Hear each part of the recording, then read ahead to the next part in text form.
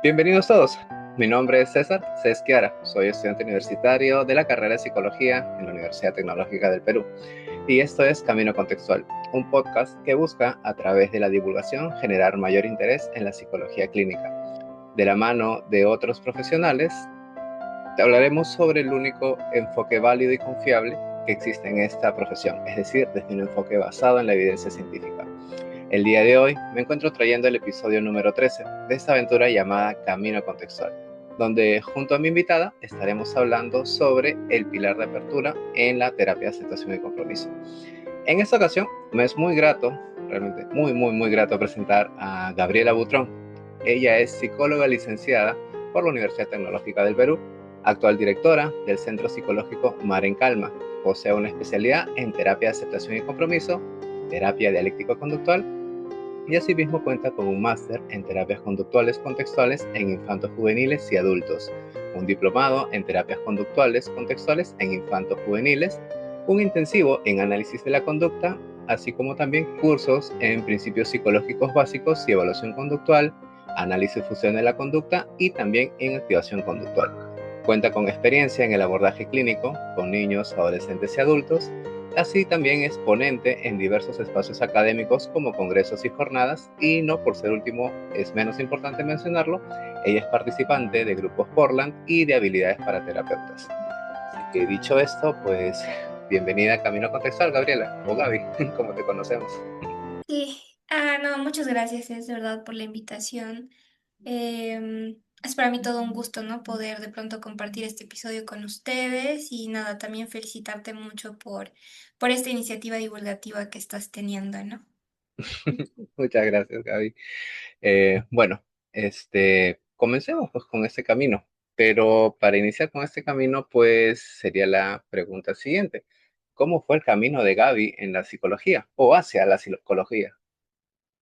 Sí, o sea, ¿cómo llegué a la psicología? Así es. Bien, bueno, te cuento que de forma vocacional, es decir, como a qué me quería dedicar yo.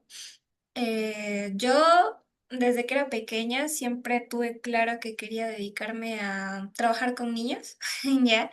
Yo quería inicialmente ser maestra de inicial, hasta que estuve como en segundo de secundaria, más o menos.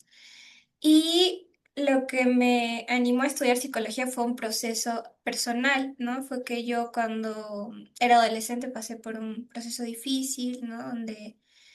em, atravesé por emociones muy difíciles, ¿no? Y de pronto donde también pude encontrar en la psicología una forma como, bueno, basada en evidencia para poder salir de esos problemas, ¿no? Por los que yo atravesaba. Y nada, eso fue lo que hizo que yo me replanteara el hecho de este deseo de pronto de querer acompañar a otros en medio de su sufrimiento y ayudarlos a reencontrar su camino, ¿no? Qué bonito y qué humano el modo en cómo respondes esta pregunta. Y justo mencionas dentro de esta respuesta términos que, bueno, dan pie a a lo que vamos a estar hablando el día de hoy y de lo que engloba el tema de la terapia de aceptación y compromiso, que es el tema de la evidencia científica, como mencionaste, y el tema del sufrimiento. Un poco ya llevando, ya acercándonos más al tema, ¿cómo así te acercaste tú más bien a las terapias contextuales y en este caso a AC? Claro. Em, bueno, creo que yo felizmente llegué a las terapias basadas en evidencia, ¿no? Creo que en general, ¿no? También de pronto con otros colegas que he tenido oportunidad de conversar, noto de que la educación que nos brindan en la universidad suele ser bastante introductoria o también un poco ecléctica, ¿no? Y yo llego a las terapias basadas en evidencia por la curiosidad, ¿no? Que me movía a querer estudiar más, a querer saber más, a querer ayudar más. Y cuando yo estoy buscando y buscando, me acuerdo que incluso en el primer año de universidad, yo, uy, como que me matriculaba a charlas pero literal de cosas como muy, muy distintas, ¿no? De distintos enfoques, ¿no? Porque no tenía claro, ¿no? Como no sabía que existía esto de las terapias basadas en evidencia, ¿no? Y en mi mente era, wow, todo eso tengo que aprender, ¿no? O sea, decía, wow, tengo que saber psicoanálisis, también terapia de conducta, también gestal, también. Y bueno, cosas ya un poco más fumadas, ¿no? Que a veces uno llegaba a una charla y decía, bueno, ¿dónde estoy?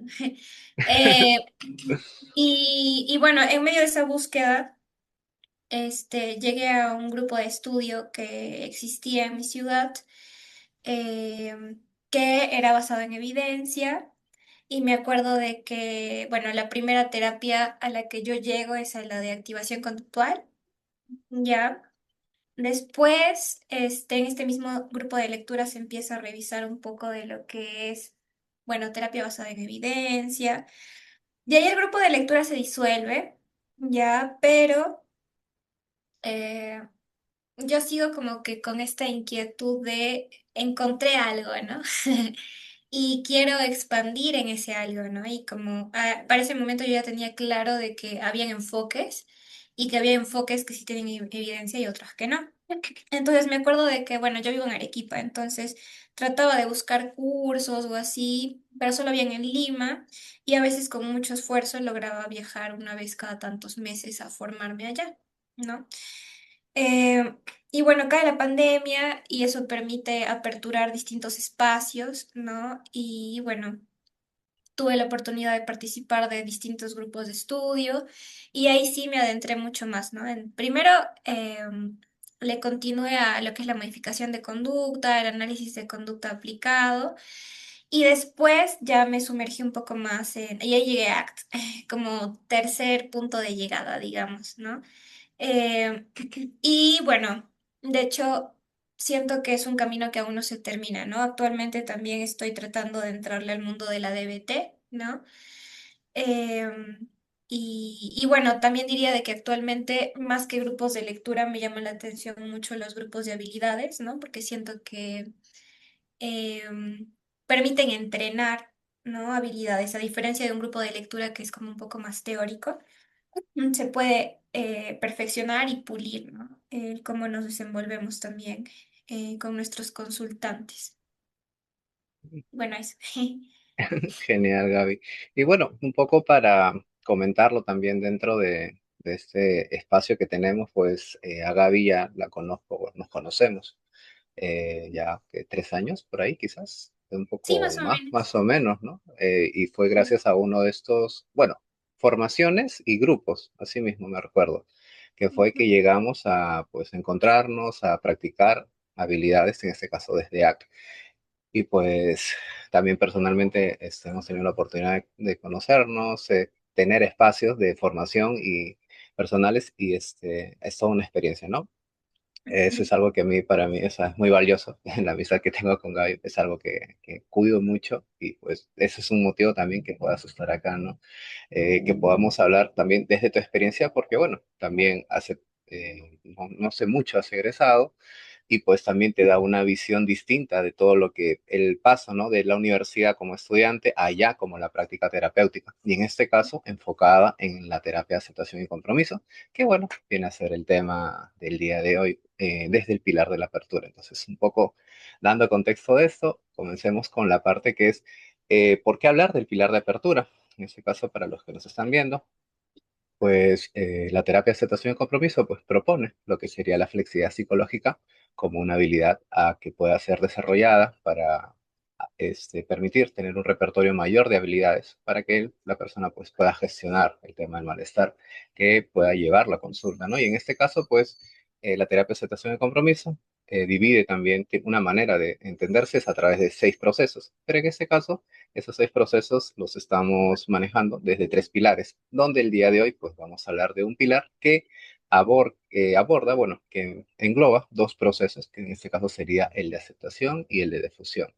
Así que un poco para entender mejor por qué el pilar de apertura, quisiera preguntarte, pues, ¿no? ¿De qué consta este pilar de apertura en AC? sí. Bueno, como, como lo decía Cés hace un momento, pues sí, ¿no? Es como los pilares de los que estamos haciendo referencia son formas de organizar estos 6 procesos, ¿no? Y bueno, en concreto el pilar de apertura, yo lo resumiría como en el pilar de poder abrirse a la experiencia, ¿no? Poder sumergirse en la experiencia tal cual es, ¿no? Muchas veces no como nos gustaría que sea, sino como es, ¿no? Y bueno, este pilar incluye tanto el proceso de difusión como el de aceptación, ¿no? En cuanto al proceso de aceptación es tal cual eso, ¿no? O sea, poder abrirnos a lo que está allí, ¿no? Sin ningún reparo, ¿no? Lo que está allí tanto en la realidad física, ¿no? Como también en muchas veces nuestro mundo interno, ¿no? Las emociones o los pensamientos que eso evoca, ¿no?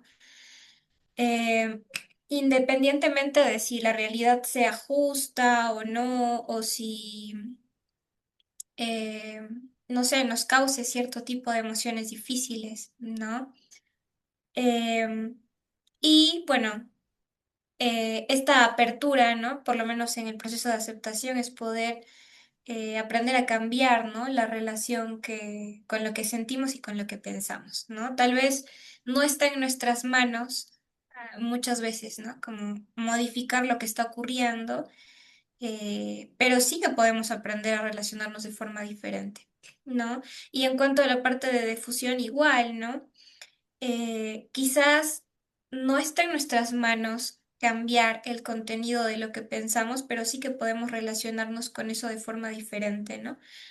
Y bueno, también cuando me propusiste el tema del episodio de hoy, me ponía a pensar en que cómo los pilares están relacionados uno con otro, ¿no? Porque siento que el pilar de apertura permite como la entrada, ¿no? También hacia el pilar de valores, ¿no? De valores, de acción comprometida. eh, Porque finalmente la flexibilidad psicológica lo que busca es eso, ¿no? Es como poder relacionarte de forma flexible, ¿no? Con lo que pasa, de forma externa a ti o también con lo que estás sintiendo, viviendo, de tal manera que puedas acercarte a eso que te importa, ¿no? Ujú. Ujú. Y mira, eso que mencionamos sobre el pilar de apertura, lo que ahorita estamos dando un poco a entender sobre estos dos procesos, un poco ya dividiendo un poco los procesos para poder entender mejor, ¿no? Cada uno de ellos. Por ejemplo, en aceptación, que es, digamos, podría decirse que es el primero del pilar, eh, en este caso, hay, bueno, mejor dicho, hay ocasiones en las que la aceptación puede llegarse a confundir con la resignación. Y esto lo digo por algunas veces en el pregrado, quizás todos los estudiantes pueden confundirlo y pensar de que hay que invitar al consultante, ¿no? A resignarse por lo que está sucediendo. En este caso, ¿cómo definiría la aceptación, la terapia de aceptación y compromiso, para poder el consultante, pues, aperturarse a esta experiencia, a este malestar que está aquejándole? Claro. Bueno, creo que el tema de confundir aceptación con resignación es algo bastante común. Ya, de hecho, creo que coloquialmente es esa, ¿no? La definición que tenemos, ¿no? Cuando escuchamos aceptación, porque ah, nos hace ponernos a pensar en una postura pasiva, ¿no? De, bueno, tengo que aceptarlo, ¿no? Como que me queda, ¿no? Pero aceptar no es para nada algo parecido a rendirse, ¿no? Ni tampoco a quedarse pasivo, sino es poder elegir, ¿no? Abrirte a la experiencia, ¿no? Y dejar de luchar con ella para poder dirigir más bien tus acciones hacia lo que realmente te importa, ¿no? O sea, más bien diría que es la acción voluntaria de elegir abandonar esta lucha, ¿no? Y seguir caminando, ¿no? Y no sé si también quisiéramos hablar un poco más de aceptación. eh, y bueno, con esto que se confunde con resignación, me pongo a pensar mucho en el ejemplo de, claro, de pronto nos podría llegar algún consultante que esté atravesando, por ejemplo, ¿no? Por violencia o estar en una relación que no le hace bien, ¿no? Y claro, ¿no? ¿Cómo sería trabajar el proceso de aceptación allí, ¿no? Y el proceso de aceptación no tendría que ver con resignarte a que estás viviendo esa realidad, ¿no? Sino más bien sería aceptación sí, pero de la experiencia interna, ¿no? Del malestar que todo eso te provoca y más bien de pronto eh, tomar esta experiencia interna aversiva como una señal para poder moverse, ¿no? Y de pronto salir de allí, por ejemplo, si fuera necesario, ¿no? O también la aceptación no es contraria al cambio, ¿no? Yo puedo cambiar lo que está en mis manos cambiar y aceptar aquello que no esté en mis manos, ¿no? Como puede ser situaciones externas permanentes que estén allí. O también yo puedo aceptar sobre todo la parte de la experiencia interna, ¿no? Que es como validar un poco lo que eso me hace sentir, ¿no? Y poder sostenerlo a la misma vez que me voy moviendo, ¿no? Genial, sí, o sea, todo lo que mencionas es como que lo que dices, ¿no? O sea, de una manera activa, moverse, ¿no? Hacia lo que por ahí uno puede encontrar, ya esto en sesión, que es importante, junto con todos los demás procesos, pero en este caso la aceptación pues nos invita a eso, ¿no? A movernos hacia aquello que valoramos, que es importante para nosotros. Pero ahí, en esto que me vas diciendo, pues sin pensando un poco, eh, aunque ya sí una parte lo has mencionado, llega nuestro consultante con malestar, llega nuestro consultante con sufrimiento, con dolor. ¿Por qué él tendría que aceptar esto? En todo caso, ¿cómo? Claro, ¿por qué tendría que aceptarlo? Básicamente, ¿no? Ujú. Claro, ¿no? O sea, como esta pregunta de ¿por qué tendría yo que pasarla mal, ¿no? O sea, yo estoy harto de pasarla mal.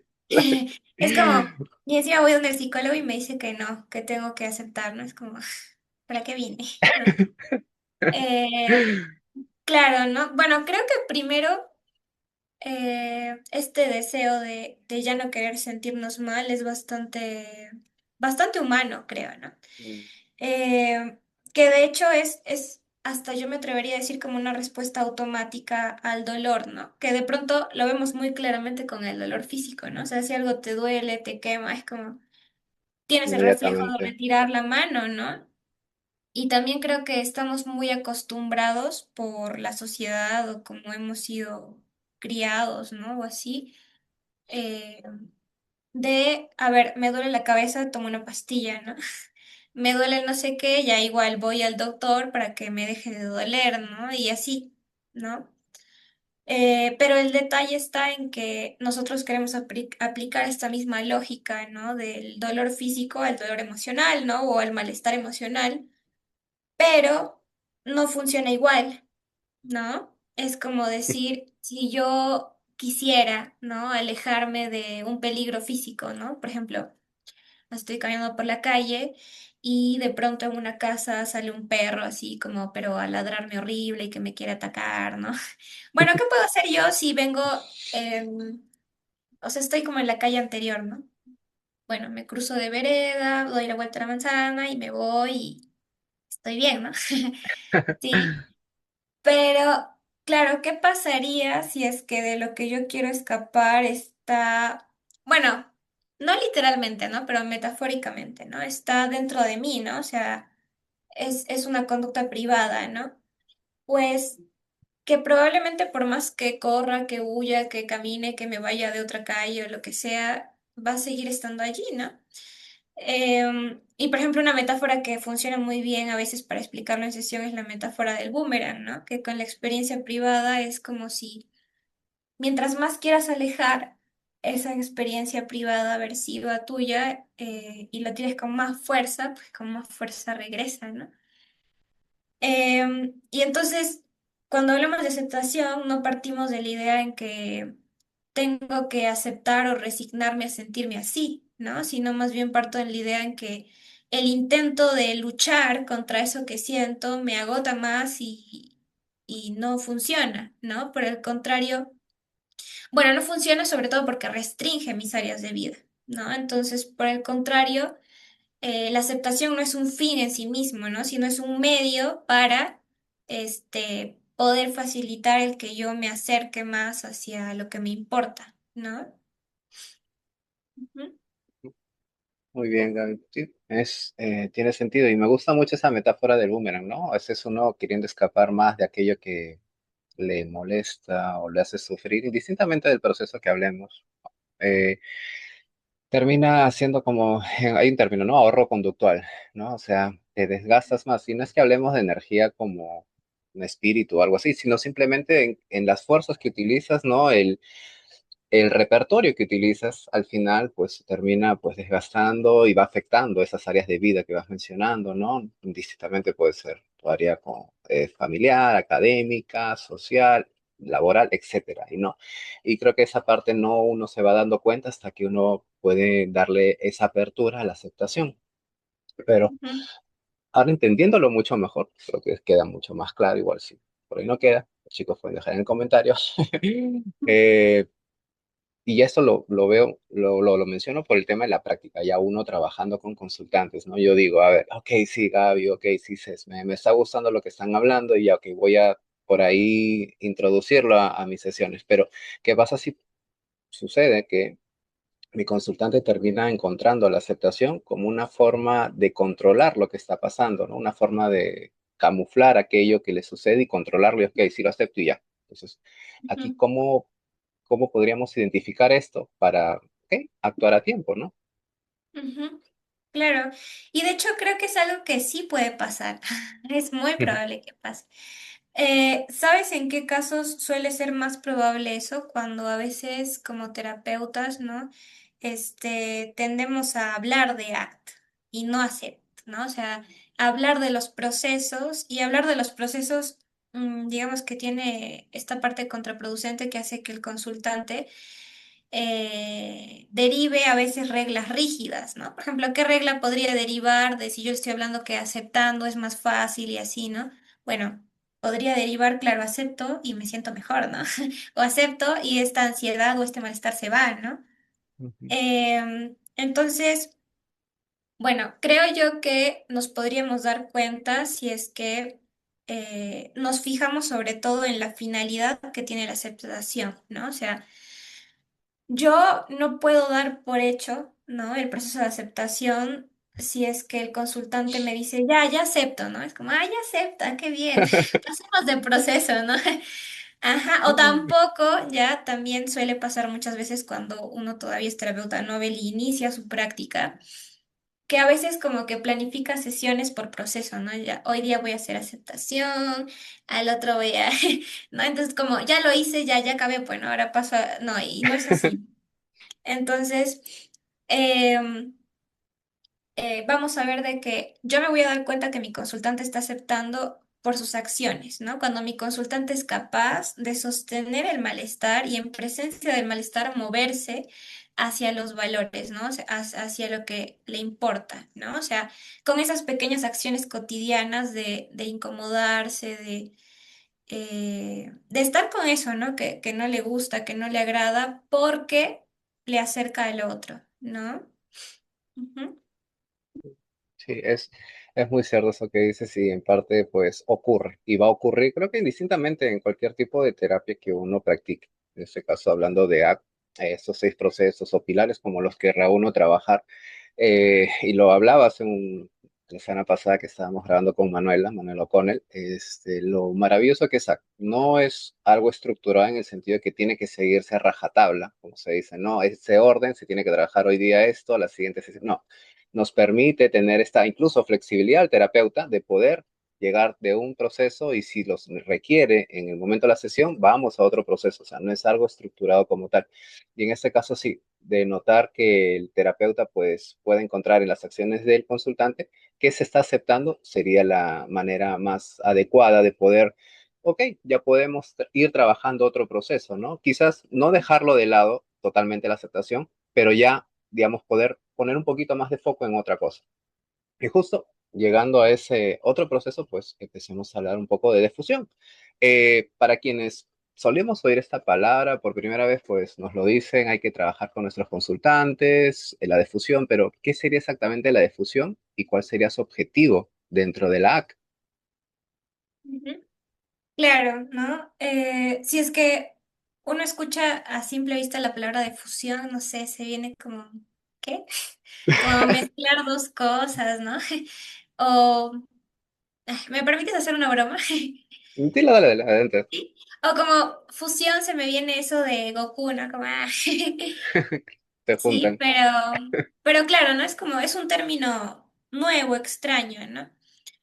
Y bueno, ¿qué es difusión en palabras sencillas? Es básicamente esta capacidad de tomar distancia, ¿no? Con nuestros pensamientos y poder observarlos como lo que son, ¿no? Pensamientos, ¿no? Y no realidad, ¿no? O también observar que no son órdenes que yo necesariamente tengo que seguir o que yo tengo que guiar mis acciones por ellos, ¿no? O sea, yo puedo tener el pensamiento de que soy incapaz, de que lo voy a hacer mal, de que no lo voy a lograr y al mismo tiempo moverme hacia intentarlo y hacia hacerlo, ¿no? Es como genera este punto de elección, ¿no? O sea, este espacio de dar un paso atrás, observar el pensamiento y elegir tu curso de acción, ¿no? O sea, ¿qué es más efectivo para ti ahora o qué te acerca a esa vida que quieres, ¿no? No, y esto que mencionas ahora, por ahí lo dijiste, ¿no? El tema de órdenes, me recuerda un poco el tema de reglas, ¿no? Y lo habíamos mencionado hace un momento, reglas verbales. Y cuando hablamos de reglas verbales, pienso en el lenguaje del ser humano. Entonces tendría mucho que ver cómo uno llega a fusionarse de acuerdo al lenguaje, de acuerdo a su historia de aprendizaje. Entonces, en este caso, cabe la posibilidad de que uno mismo se pueda entrampar en su propio lenguaje, de acuerdo a su propia historia, y esto nos termine generando sufrimiento. Sí, ¿no? De hecho, bueno, ACT se desarrolla sobre esta base, ¿no? Bueno, las raíces de ACT están en la RFT, ¿no? Que justamente estudia la complejidad del lenguaje humano, ¿no? Y en el cual entendemos que, claro, el lenguaje es una herramienta muy poderosa, ¿no? Que nos permite hacer diversas acciones que de pronto, por ejemplo, no pueden hacer otros organismos vivos, ¿no? Como pensar, derivar, analizar, solucionar, ¿no? Pero al mismo tiempo puede volverse una trampa, ¿no? De doble filo, porque podemos a veces terminar atrapados, ¿no? En nuestro propio lenguaje, ¿no? De pronto interpretando como realidad o reaccionando, o sea, nuestro organismo fisiológicamente reaccionando como si fuera real a lo que yo estoy pensando, ¿no? Por ejemplo, yo puedo pensar, y si me va muy mal en el examen que estoy preparando, o y si expongo terriblemente mal y me trago y todos se burlan de mí, y al pensar yo eso, que físicamente yo empiece a sentirme mal, ¿no? Y por consecuente, que yo mueva mis acciones hacia ese pensamiento que estoy teniendo, ¿no? Y ahí es donde aparece el sufrimiento, ¿no? No por el contenido del pensamiento, ¿no? Es como, ojo, ahí no está el problema, ¿no? Sino porque terminamos guiando nuestra conducta por lo que dicen nuestros pensamientos y ahí es donde nuestra conducta se empieza a restringir y se van deteriorando o dañando nuestras áreas de vida, ¿no?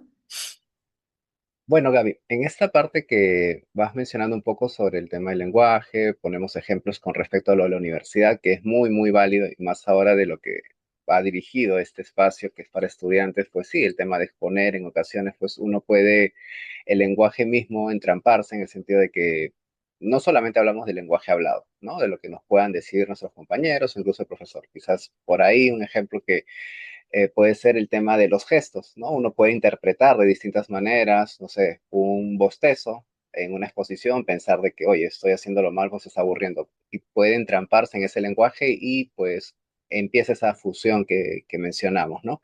Pero no siendo, llevando el ejemplo de la universidad, trayendo el ejemplo de la universidad, mejor dicho, a esta pregunta va por el lado de que en ocasiones en la universidad, que hoy en día pues siguen manteniendo terapias como la terapia cognitivo-conductual, que tiene muchísima evidencia, no va por ahí el lado de desmerecerla, sino para entender un poco que también la terapia cognitivo-conductual tiene un proceso que puede por ahí confundir a aquel que quiere ingresar a la difusión de ACT que ACT propone, que es el proceso de la reestructuración cognitiva. Entonces, mi pregunta sería, ¿cómo podríamos empezar a diferenciar o tener más cuidado en diferenciar en no hacer una reestructuración cognitiva conductual y sí hacer una defusión.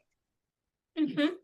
Claro, y bueno, creo que es una pregunta bastante útil, ¿no? Para, como dices, para los estudiantes o los terapeutas noveles, porque ambas estrategias sirven, ¿no? Para trabajar con los pensamientos, ¿no? Pero claro, la finalidad de ambas es diferente, ¿no? Cuando hablamos de reestructuración cognitiva, la finalidad es modificar el contenido de los pensamientos, ¿no? Y una vez que yo modifico el contenido de los pensamientos, también esto impacta de forma diferente en cómo me siento y por consiguiente cambia, ¿no? La forma en la que yo me comporto y usualmente esto hace que yo pueda moverme más libremente hacia mis objetivos o hacia las cosas que me importan, ¿no? Pero en ACT, en cambio, ACT se va como por un atajo, ¿no? Desde ACT vemos que no es necesario, ¿no?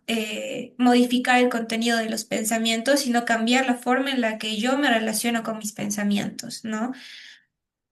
Yo puedo pensar que soy un inútil o soy incapaz o que lo voy a hacer muy mal y al mismo tiempo moverme hacia eso que me importa y desde mi experiencia directa poder comprobar que eso que yo pensaba no era así, ¿no? Y poco a poco, pero de forma indirecta, ¿no? Que ojo, tampoco no es la función, pero de forma indirecta, también se van modificando mis pensamientos, ¿no? Y se va modificando de una manera más flexible, ¿no? Más contextualizada a la realidad, ¿no?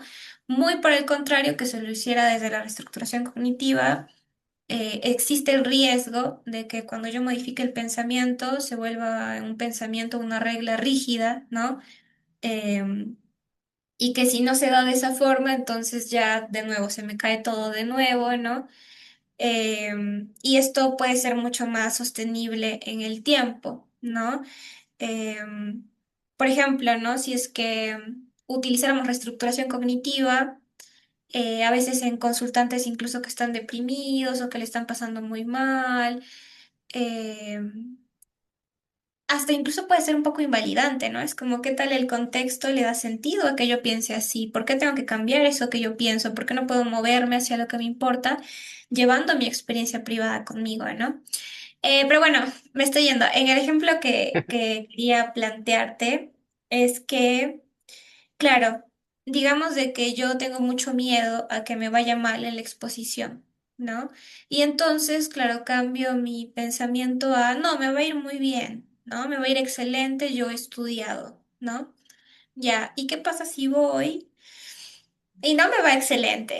¿No? Me trago y me olvido lo que tenía que decir y ajá, ¿no? Entonces va a pasar en que de nuevo me voy a sentir súper mal y que si entonces no pasan las cosas como yo lo estaba planteando, de nuevo mis acciones se vuelven rígidas, ¿no? Y entonces voy a tener que volver a modificar el pensamiento, ¿no? De pronto lo haré de forma más contextualizada.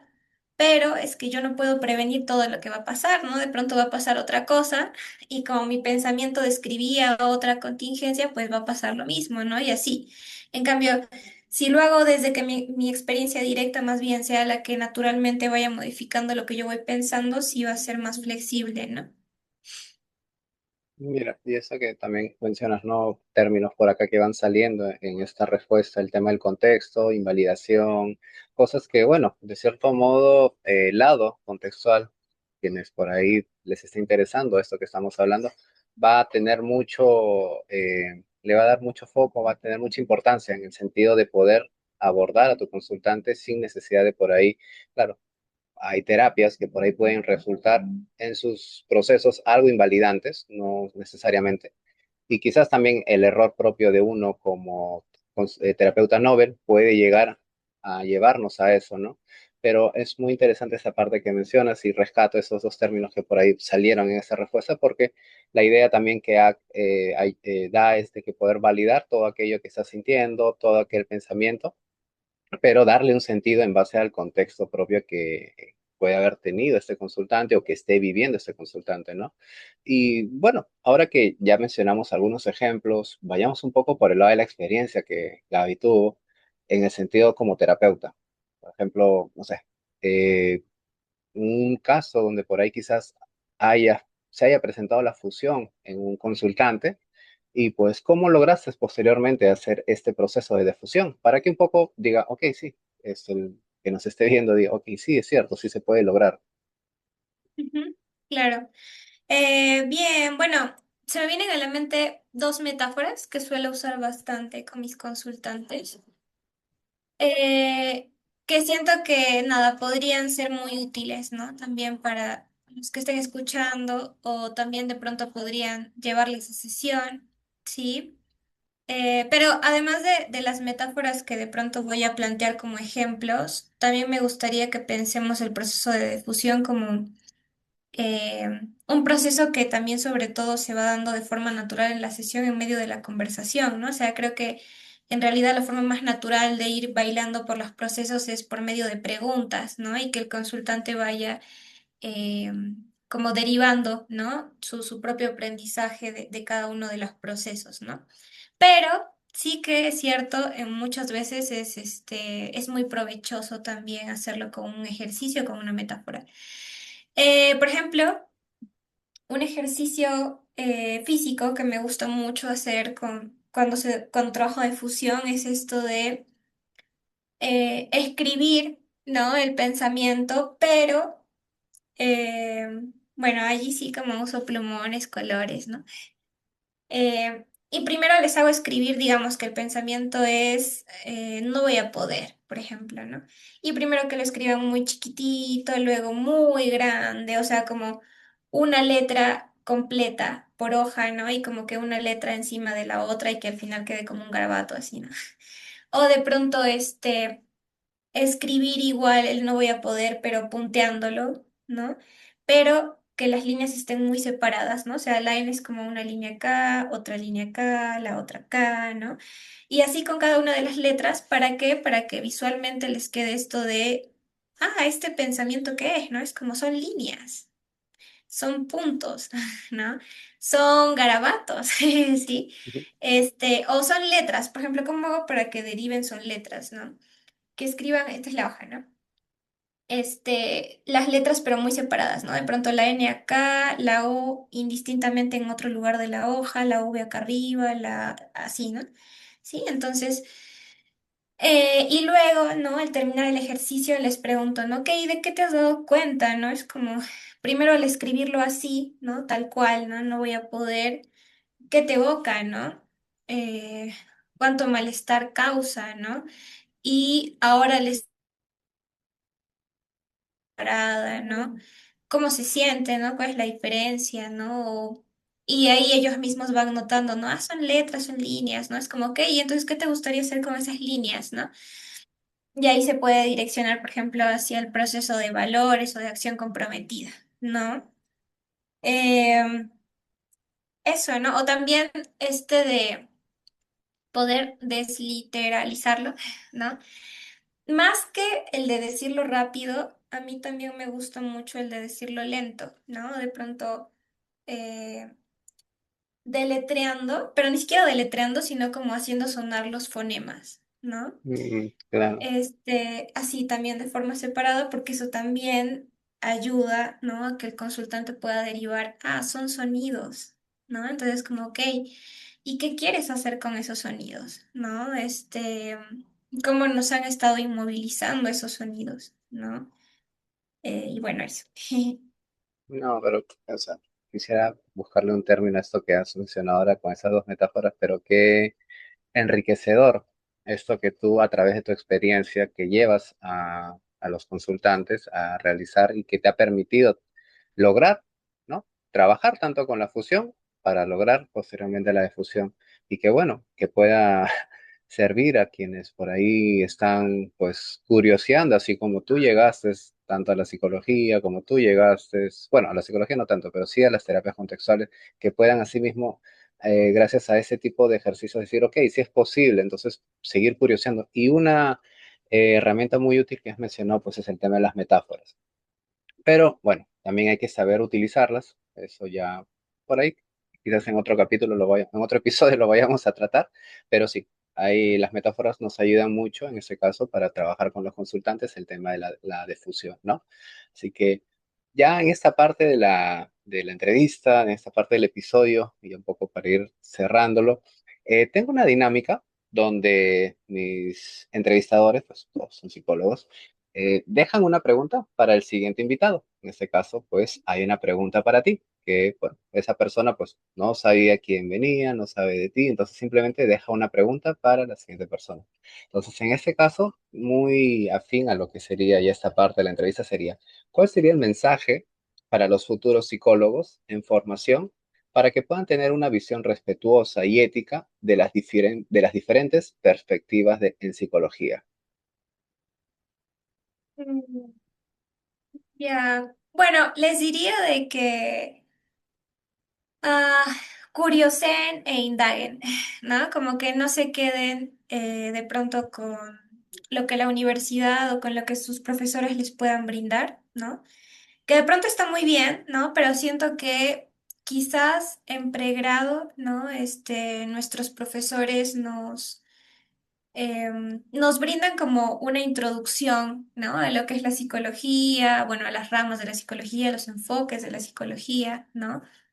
Pero que es muy importante que podamos indagar, investigar más, ¿no? Y sobre todo, quedarnos con la psicología que sí tiene evidencia, ¿no? Creo que y en este caso no se trata tanto de gustos, ¿no? Como, no, es que a mí me gusta más el psicoanálisis o a mí me gusta más. Sí, pero es como que, claro, en helados puedes elegir qué sabor te gusta más, ¿no?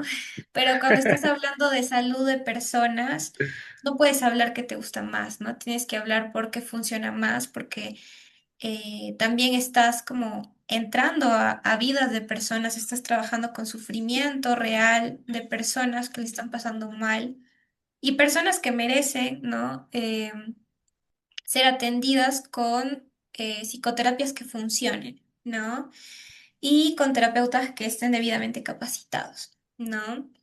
Y bueno, también otra cosa, si me permites, es como, y también para todos los terapeutas que se estén iniciando en ACT, diría de que entrenen habilidades, ¿no? Porque ACT no es una terapia que se aprende nada más teóricamente, ¿no? Sino es una terapia que, así como en el gimnasio, ¿no? Tú no te vas a leer un libro, bueno, tal vez sí, ¿no? Como de cómo hacer los ejercicios mejor, ¿no? La posición exacta, ¿no? Ya. Pero de nada te sirve leer libros de cómo entrenar bien si no lo practicas realmente en la práctica, ¿no?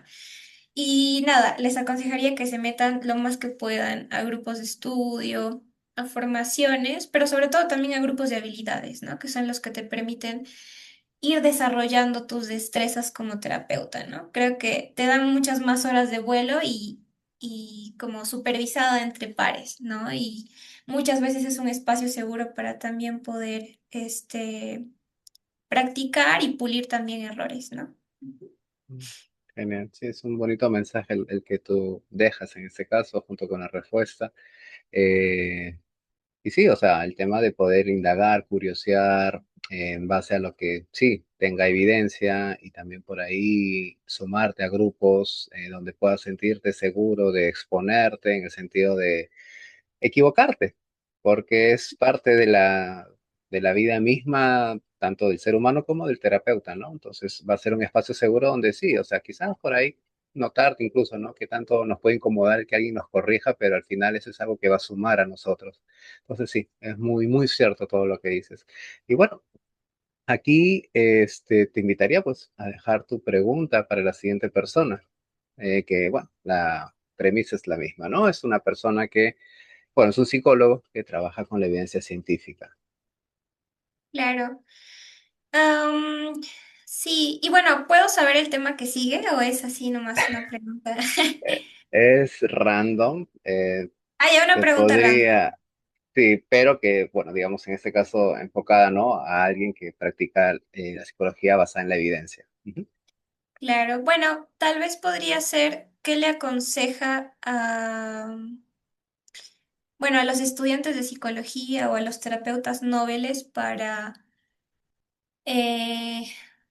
como poder pulir más sus destrezas en terapia, ¿no? De pronto por allí tiene otra fórmula que Ujú. sienta que le haya sido efectiva, ¿no? Ujú, Genial. Bueno, por ahí, la persona sí que viene es alguien que creo que esa respuesta la va a tener muy bien dada.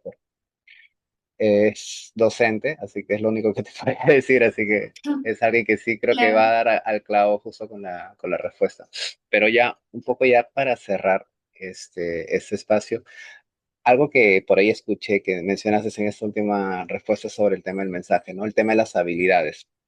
Ujú, Pensando un poco en nosotros y en los que puedan vernos aún como tanto estudiantes o terapeutas noveles, eh, y viendo que aceptación y difusión pueden ser también dos habilidades, así como dos procesos, ¿tú cómo consideras que podría entrenarse tanto estos dos procesos o como habilidades en la vida cotidiana de una persona? ujú, claro. Eh, sí, bueno, pienso que como estudiantes, bueno, planteándome al público de estudiantes de psicología o también de terapeutas, ¿no? Eh, pues, por ejemplo, ¿no? Con el tema de la aceptación, preguntándonos en el día a día como de qué cosas son las que nos incomodan, pero a la vez nos acercan a esa vida que queremos, ¿no? Y de pronto cuán dispuestos estamos a poder adentrarnos a eso, ¿no? Eh, observando el malestar, ¿no? Y a veces no haciendo algo para modificarlo, ¿no? Solo notándolo, ¿no? eh, y eligiendo desde lo que nos importa, ¿no? Y no tanto desde qué cosa me genera menos malestar, ¿no? Y en la parte de difusión, pues igual también, ¿no? Notando a veces qué reglas o qué pensamientos están guiando nuestras acciones y notando de pronto cuáles nos están siendo inefectivas y también aventurándonos a veces actuar de forma opuesta a nuestros pensamientos, ¿no? Si es que eso nos acerca a aquellas cosas que nos importan. Ujú. Genial, Gaby. Qué bonita manera de poder cerrar este episodio con esas palabras, con esa manera de poder practicar esas habilidades en la vida diaria de, bueno, estudiantes, terapeutas noveles, igual, por ahí alguien que no esté ligado a la psicología también lo puede hacer, ¿no? Creo que es parte de, pero, en fin, te agradezco mucho de verdad el que te hayas podido permitir. Sé que también dentro de tus actividades estamos un poquito con el tema de los horarios, pero de verdad te agradezco mucho el que hayas podido ser partícipe de este episodio. Sabes que te considero mucho y pues para mí ha sido muy grato también poder escucharte, poder tenerte, poder saber un poco también a través de estas preguntas sobre tu experiencia y creo que también lo pueden compartir los demás, los que nos están escuchando o viendo. Así que de veras, muchas gracias, Gaby, por haber estado en este espacio, en este camino contextual el día de hoy. Ujú. Sí, no, muchas gracias a ti, Cés, por la invitación, por permitirme también compartir con ustedes el día de hoy. Creo que, eh, nada, arte es una de las terapias que más me apasiona y yo muy feliz de poder hablar de ella, ¿no? Y bueno, también muchas gracias por considerarme. Creo que los invitados que has estado teniendo son como, wow, ¿no? Y yo estoy como aquí, hola. Y nada, yo también te considero mucho y este, trabajo también con, eh, nada, como que con mucha... Ay, se me ha ido la palabra. O sea, valoro mucho tu trabajo o todo lo que estás haciendo, ¿no? Como por ejemplo este espacio, ¿no? Que también sirve para muchos estudiantes o para muchos terapeutas, ¿no? Para que más personas puedan conocer las terapias basadas en evidencia. Genial, Gaby. Muchas gracias por tus palabras. De verdad, sí, toca mucho, bastante y bueno, de veras nuevamente te agradezco. Así que, pues chicos, nos estaremos viendo en otro episodio de Camino Contextual. Así que, buenos días, buenas noches, buenas tardes. Cuídense. Ujú.